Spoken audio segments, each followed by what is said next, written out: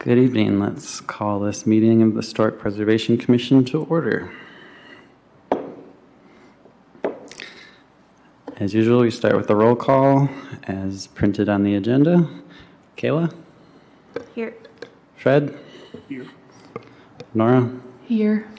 Myself, present. Dusty? You gotta push the button. Nope. The gray button on the stock. On the base of it. Oh, I think it's turned around. Here. There we go. Melissa? Here. And Patrick? Here. All present. Awesome. Are there any amendments to the agenda before we get a movement to adopt it for this evening?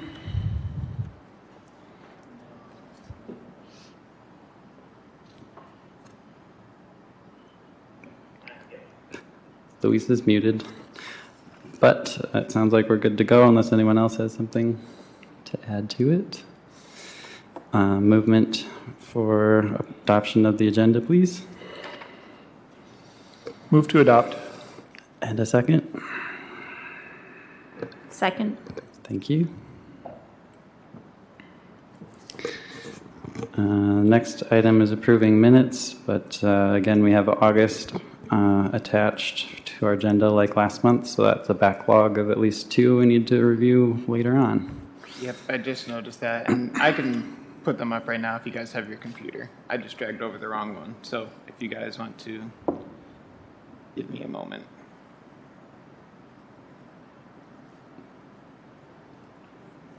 I guess while I'm doing so, a couple points of order for the newer commissioners. Sorry that I didn't tell you before, but please always do try to speak into the microphone. I know sometimes it can be easy to forget to speak into the microphone.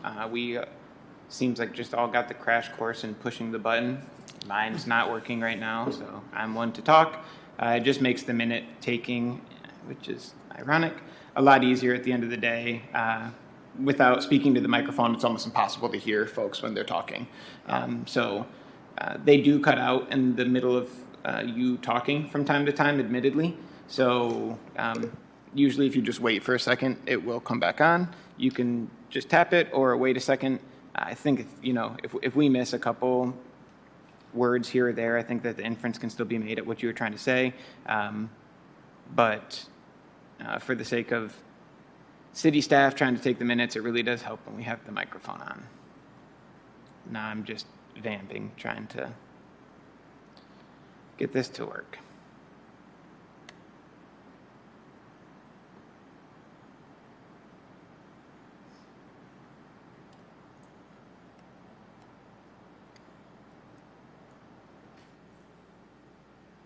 If you guys just want to move that to the end of the agenda, we can come back to it. Sounds good. We'll circle back to that.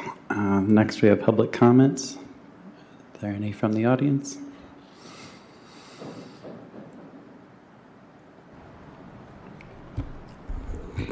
Hi, I'm Pam O'Connor. I live in Kalamazoo, Michigan, and I have a couple of comments I'd like to make tonight and a question.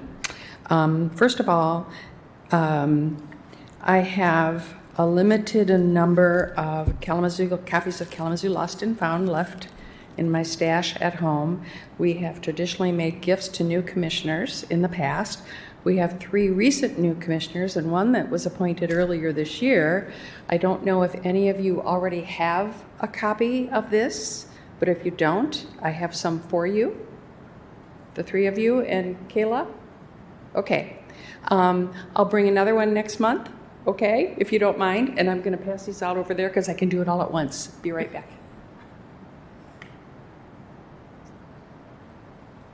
Thank you so much.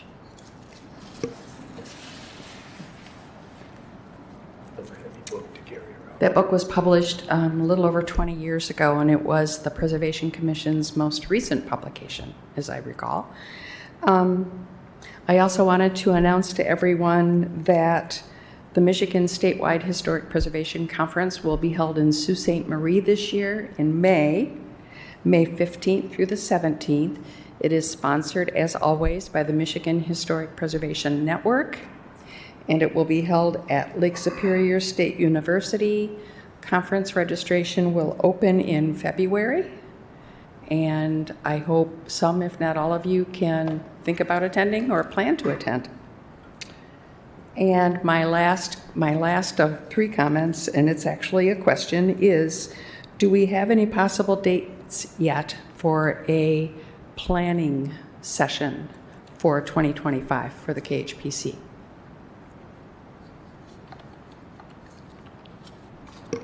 Thank you.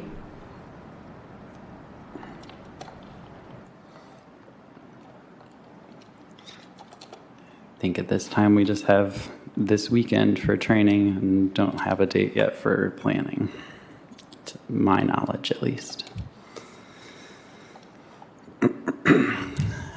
Any other public comments? No? Maybe? Submitted previously? Okay. Can we circle back yet or keep going? If you give me 10 more seconds, you guys can talk about the planning session. Sorry, it just takes it a second to actually upload. Yes, it will. It'll just pop right up. It just takes a second for it to upload everything. It's like magic. You'll have to refresh the page. So there'll be both of the groups of minutes on there. I accidentally deleted something from the HDC, so that'll be fun to deal with tomorrow. I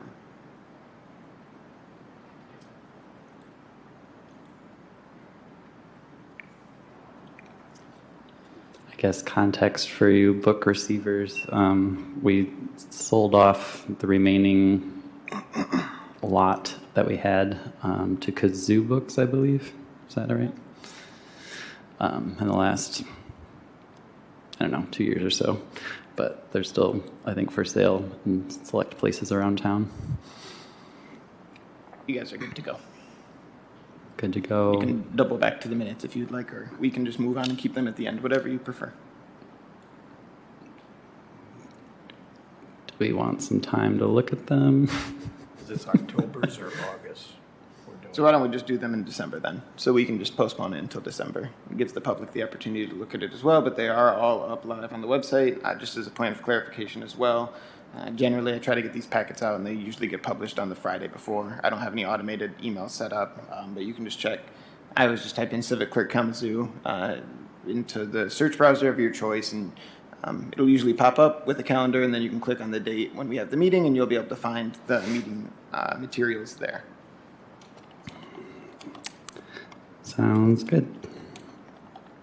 So we're looking at October's?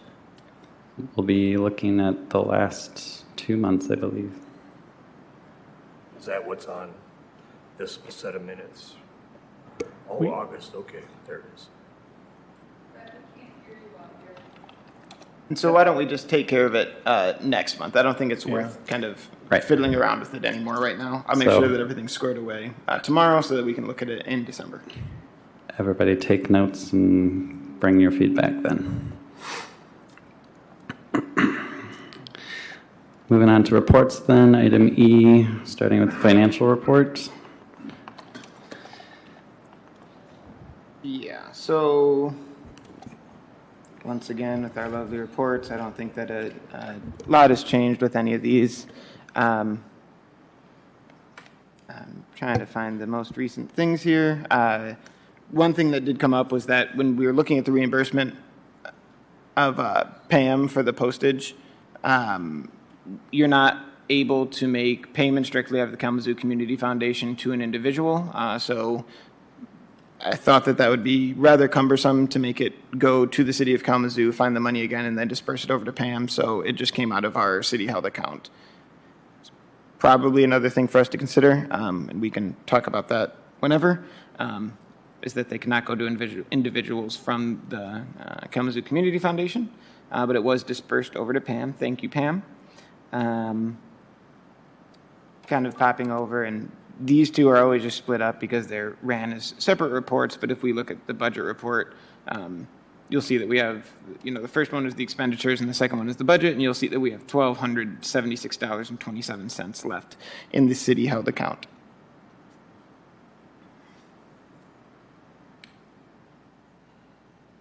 happy to answer any questions.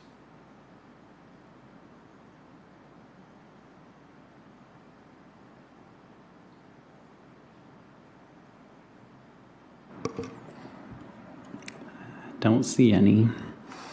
So we'll move on to the next one, which is the O'Connor Fund Report submitted by Pam, included in the packet.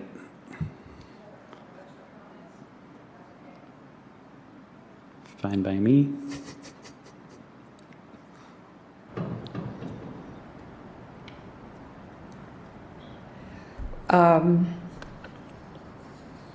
For the grant that we made to the Disability Network, last week, I think it was last week, Luis asked them to provide us with a testimonial about their experience.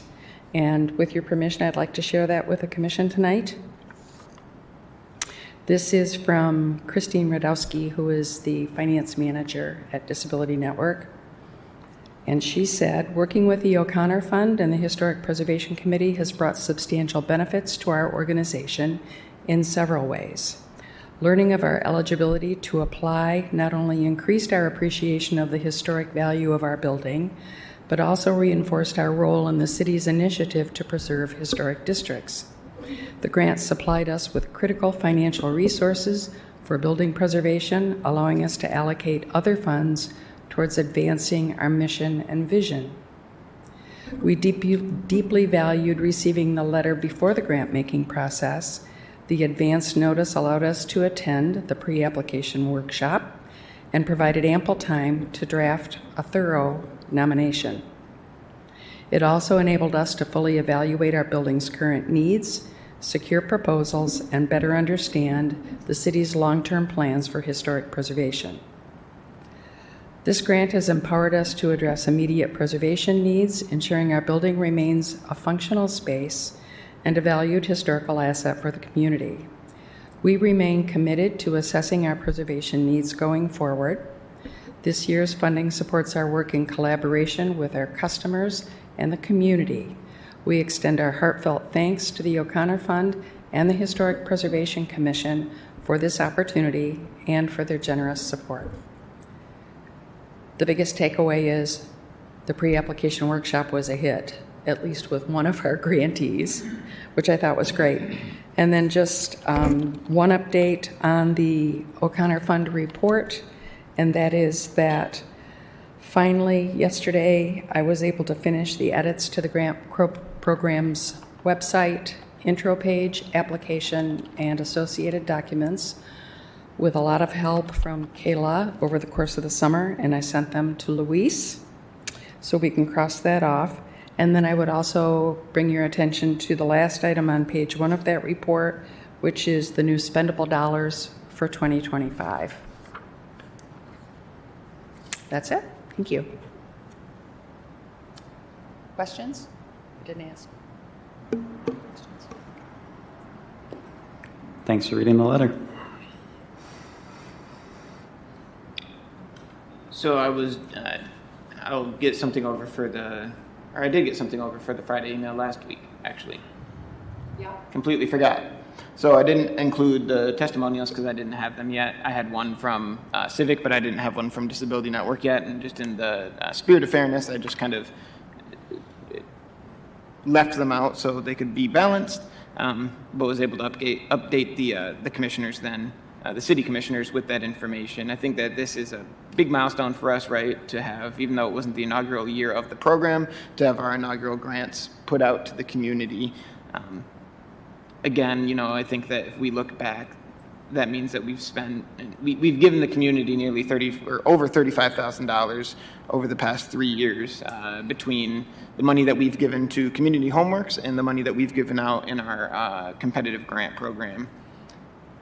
I am very proud of that. I don't think that it's anything, it's no small feat, right? I think that when you look at a lot of historic preservation commissions, probably across the state of Michigan and across the country, I don't know how many other programs are doing monetary work like this in their communities to be able to promote historic preservation, especially in the ways that we're doing it, trying to go outside of the districts, which I think is something that we can look at as traditional preservation. We're really trying to push the boundaries of that and make sure that we're being inclusive in every sense of the word of who we're giving the money to, and trying to bring everyone into the fold of preservation. So I think that us being able to put our money where our mouth is regarding preservation is a huge deal, and I'm immensely proud of the group for pulling this off, and I appreciate all the hard work that everyone's put into this program. And I think that the recipients, all of the recipients that we've had up to this point have also been extremely appreciative of the money that we've given them to help take care of their buildings or take care of other people's buildings on their behalf. So thank you all.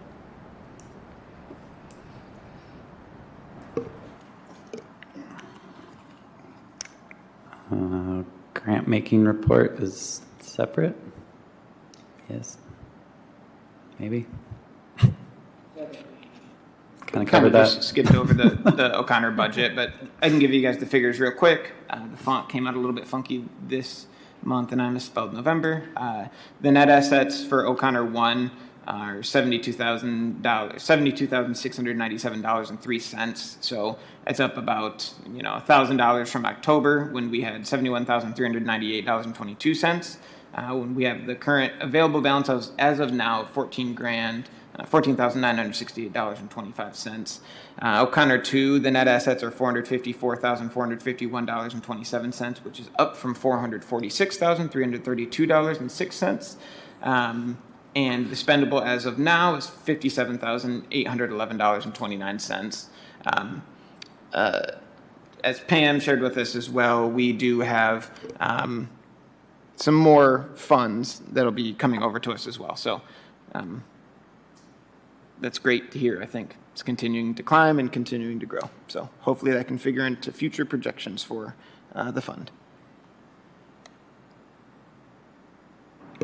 And that's still accounting for what hasn't been pulled?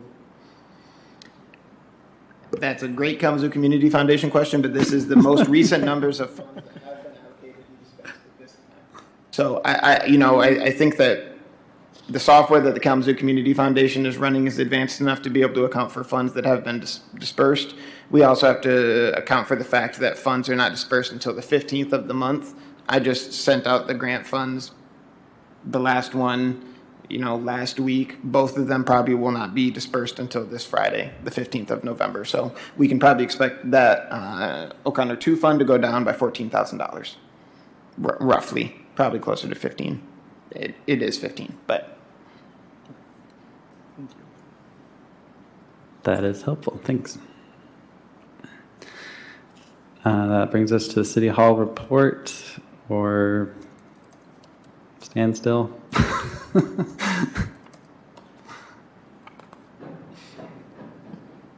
Only one item to add to that report, and that is that my fellow committee member, Kyle Hibbard, and I talked late last week, and we will be drafting a note to the deputy city manager to see if we can get some assistance and movement on this issue.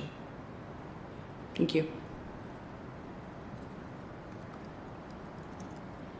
Thank you both.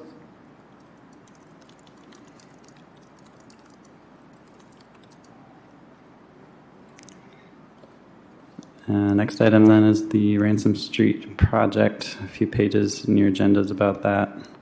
I did notice it was dated mid-October, so it's probably mostly done if they stuck to what it said in there. They have the infrastructure completed.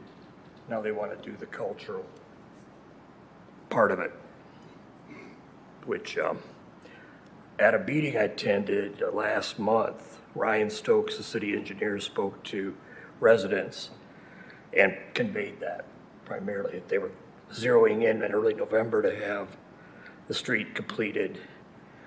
And the plan is for 2 markers per block per side. At first they wanted 8 markers, but I understood it's going over that number now, past 8 from that report. They had the person employed by Abin Marsh at the meeting too. And coming up in November 21st, there's a cultural business district meeting at the North Side Community Association Center, 6 p.m. And that's going to be attended by entire people involved with the project. And the city engineer said now's the time to get the markers going, since they've got the physical part built in.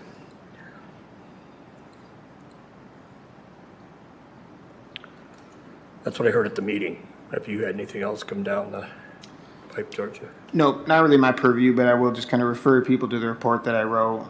Jay Slaby, the neighborhood activator, I spoke with them about this. Again, if we're going to go and try to help, obviously our help has not been solicited at this point, so I do ask that anyone who does want to contribute to this cause reach out to Maddie Jordan Woods. She is the chair of the NCBDA, and the email is included right there. Everything that you said about the project being done is true. This was from earlier, as Kyle noted. It's just kind of how stuff rolls in when we have month-to-month meetings too, but yeah, thanks for bringing it up again and keeping it on top of our minds. And if people do want to help out, just reach out to Maddie and see what she says.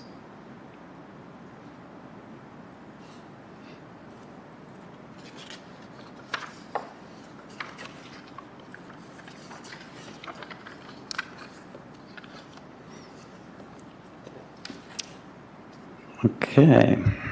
Brings us to discussion and action items. What officers do we need to elect? This commission only has 2 officers, chair and vice chair. That's what I thought. Yep. And then we didn't just do it in the spring? No, we did not. Because Ryan left and we had to replace him? But that doesn't count. Just, I don't, unless I'm incorrect, if we did. We did. Okay. So, okay.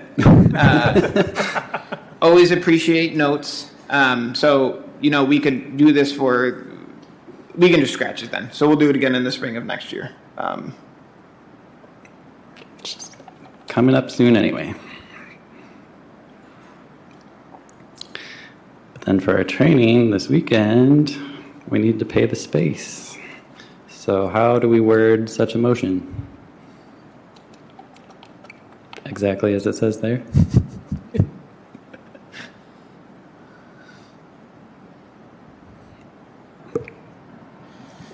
The chair is not allowed to make a motion. Yes. I move to approve the expenditure of $75 for the KNAC training space for the training on Saturday. Do we need to specify an account? You guys like to specify an account? Well, I would say 01, however, are we able to make a payment from 01 to, It's not an individual. it's not an individual, but, We've paid them okay. before. All right. Then if we've done it before, from the O'Connor 1 account. Thank you, Patrick. Yes. Yes, O'Connor 1, yep. Do we need a second for that, or we just do a roll call? Second. We need a second, please. I'll second it. Thank you, Fred. And then it being a money matter, anytime we're spending money, we do a roll call vote, and you vote in the affirmative if you agree to do the action. Always vote in the affirmative. Just clarifying for Robert's rules' sake for the new people. So you heard the motions, and we're going to go down the list in the same order as earlier. Kayla? Yes. Fred? Yes. Nora? Yes. Myself, yes. Dusty? Yes. I'll get that. Melissa? Yes. Who we did have a misspelling, one L in that, for the record. And Patrick? Yes. Thank you. Unanimous. KNAC has been so gracious to continue to allow us to utilize space. The space that I went down there and looked at them, I didn't think that we needed the entire main area, which was more expensive, not in a substantial way, but I think that the room that I picked out is going to be perfect for us as a little bit of a smaller screen, but I don't think that that's going to be an issue either. So very thankful to them for allowing us to use that space. Weekends, I think, in my opinion, kind of eliminates the possibility of being able to use a city facility. So it's great that we've developed a relationship with KNAC. KNAC, again, is 315 West Michigan, the First Baptist Church, just down the street on West Michigan. And I can send out directions or anything if people need it as well. So that's in the basement of First Baptist Church? Just on the first floor. And I'll be there greeting people at the meeting as well. So. Yep.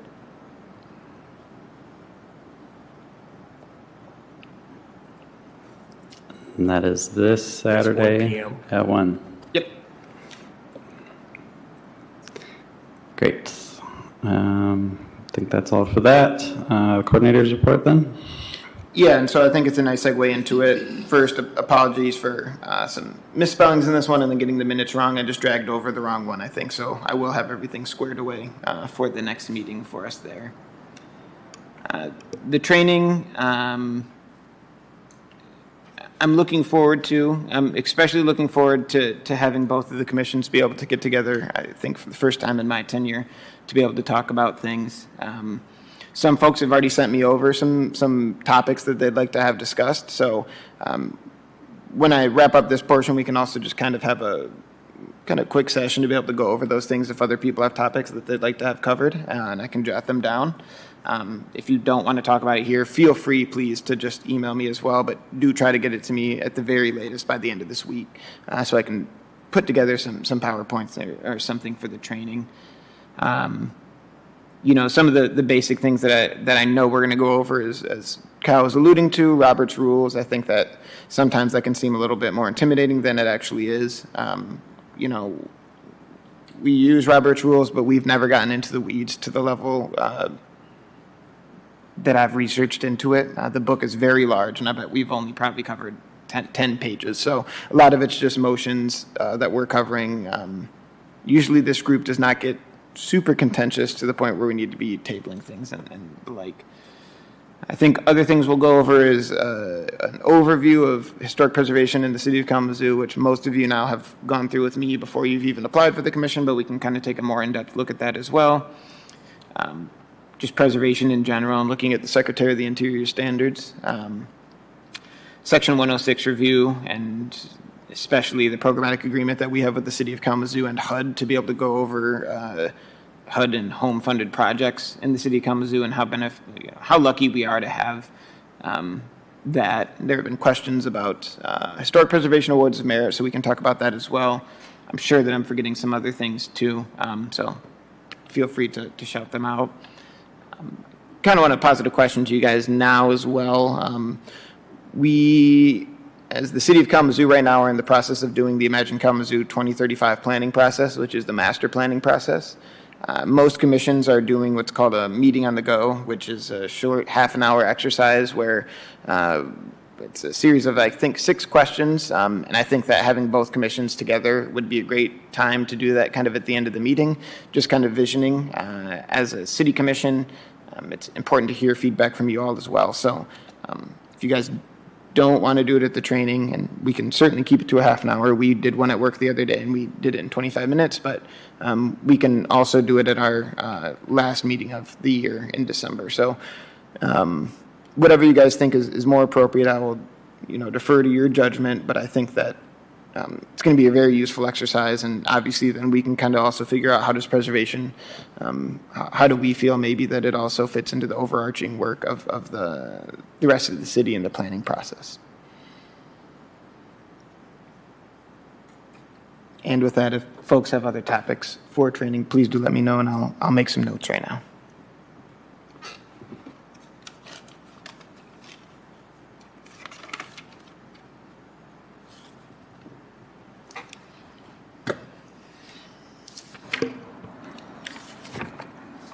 I actually just saw today that there was a public meeting at the Vine neighborhood, I think this week and maybe next week as well. I don't know, about Imagine Kalamazoo 2035. So public input opportunities as well.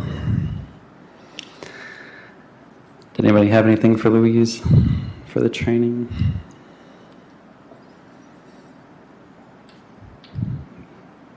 Email him later. Don't be shy. Last year it was a rather long training, I will admit, with the topics that were handed down. That's why I allocated, I think, 2 or 3 hours for it this time. It's 3 hours, I think, as well this time.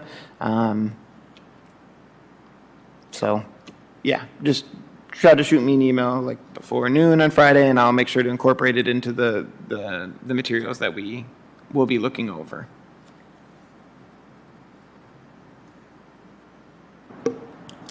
Did you want to go over your numbers there? Yeah, so and I think something else to note is we're going to have, I think, you might have noticed that now there's no more $0 thing, so we changed it from, there's no more free administrative hearings as well, just something I wanted to point out to everyone. So it's $35 for all administrative hearings now and $85 for all, $35 for all administrative reviews, rather, excuse me, and $85 for all Historic District Commission hearings. I think that we're pretty well on pace for what we did last year. 63 total administrative reviews, 29 hearings for a total of 92 total reviews, and that's generated $4,670 in revenue for those as well. I don't know if we've had necessarily an uptick in Historic District Commission hearings this year. Kind of feels like it, but I think that we've had a lot of postponements and folks are coming back to the commission to kind of workshop things. So if folks ever want to come to a HDC meeting, you're more than welcome to on the third Tuesdays of the month. So they always follow these meetings. And I think that that's another reason why I wanted to have both commissions be able to come together. It's something that I talk about from time to time, but to be able to see how both commissions work influence each other. So it might not seem tangible while we're up here on the dais, but I think that that is something that's really important to keep in mind as we do our work, because it does have an influence then on the HDC, and the HDC's work kind of has the reverbs of their work then I think can also be felt here, as this is the more outward facing commission. They're the more administrative arm of historic preservation in the city of Kalamazoo. So again, look forward to the training. So maybe just a general statement of this commission establishes the local and historic districts and neighborhoods, and then any project within those established places needs to pass their hearing with HDC. So it's sort of like an enforcement. But yeah, it's interesting. During the pandemic, everything was online, and I guess it is now too, but to listen in on the specifics that can come up in those reviews. And then we look forward to meeting our cohorts, since we've never really crossed paths yet. Oh, it's going to be a first, so I'm excited for it. They are all still online. Yeah, so looking forward to it. So that fee change was from your department? Yes, and they're looking to, this is a delayed letting you guys know that, but that one was just, and I think it was confusing for folks too, that if there was something that did not need a separate permit aside from my review, so work like putting up a fence does not need a building permit if it's under 7 or 8 foot tall, would not require payment, but things that did have an associated permit with it did require a payment. I think that that was a little bit confusing for folks, and I would rather have the parallelism of having them just be the same fee across the board, so there are no more free administrative reviews. Hopefully, even though there's the charge now, hopefully it's a little bit simpler for folks to follow.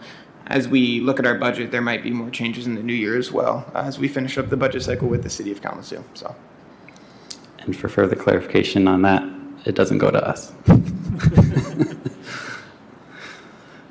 right. Is that everything you have for your report? yep. Thank you. That brings us to commissioner comments. It's a pretty quick meeting, it seems like. So maybe we'll be doing more after our training and planning. Any comments from the commission?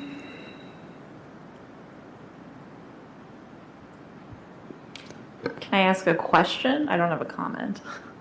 I would count it. Okay. I was just kind of wondering too about, so does our commission every year do kind of like a planning meeting for the next year? Okay. Yep. Okay. Yeah, that's what I was just talking about. But we need to set a date for it. Oh, sorry. I thought you were talking about this Saturday's training. Training and planning, we decided need to be separate because one or both can take a long time. Right, okay. Does that usually happen like in December or like the beginning of the year? Whenever we make it happen. Yeah, so, Oh, okay. We can, and I'd be more than happy to discuss it now. Want to have that meeting happen. Again, I think that one of the real struggles for me is that obviously you guys are a volunteer board, and I don't like to occupy more than, I don't like to take away time from you guys on weeknights. I know they're getting out of work, especially now with the time change. It's not the most fun thing to hop in your car and come down somewhere when it's dark. Weekends then also get a little bit tricky. The beauty of weeknights is that generally I can use city facilities and I don't have to do that much planning ahead of time. On the weekends, we do have to find a space for it. So those are the two considerations to think about as we look at them. I think that last year we just did it on a weeknight. We had 2 meetings in 1 month, I believe, for the training session. We held it in the community room, which is just next door to us. And I think that last year it was probably 2.5 or 3 hours as well. Again, keeping mental fatigue in mind, I don't want to have to put you guys through what could be 3 hours of training and then say, okay, gang, let's get right back to it with 3 hours of a work plan session as well. I don't know how, I wouldn't be as sharp following a training of that length. So more than happy to try to look at something for early next month if that's something that you all would like to do. I apologize that when I sent out, I thought I was being rather nifty when I sent out the Microsoft poll, but I didn't count on people needing to have a Microsoft account to log into that. So my apologies. I won't do that again. I can just send out like a doodle poll or something. It gets kind of overwhelming when we just have a huge thread when people are sending back the dates for me to look at them and keep everything straight. So the polls are helpful. That being said as well, doodle poll is not my favorite because it's kind of overwhelming too. But we can get something set out. I don't know if you guys have a preference then, and we could establish that now for weeknight versus a weekend. I don't know what everyone's feeling here, or a majority of folks are feeling.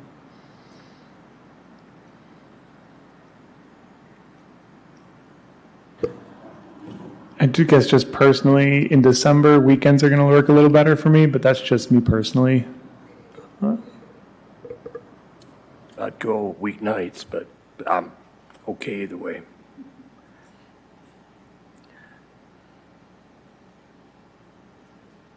I work like every other Saturday, so as long as I have a little notice, I can make a weekend work. But weekdays are also more free for me.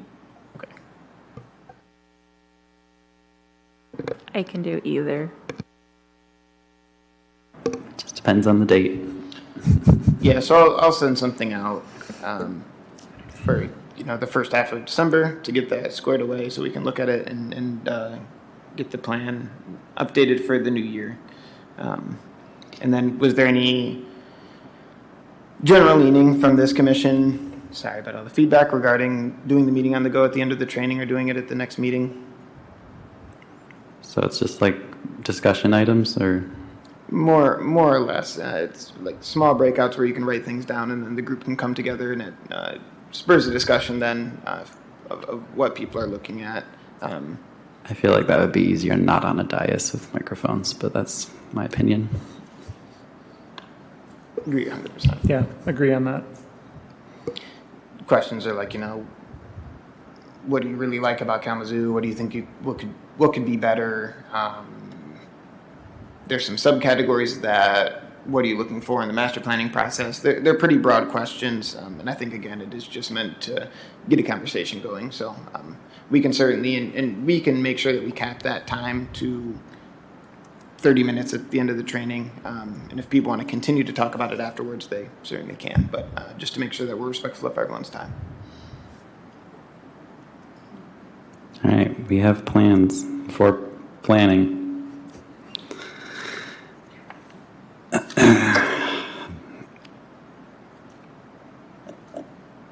feel like I was going to say something else, but I forgot. All right, last call. Okay, thank you all for your time. See you next month or this weekend, hopefully. Good night.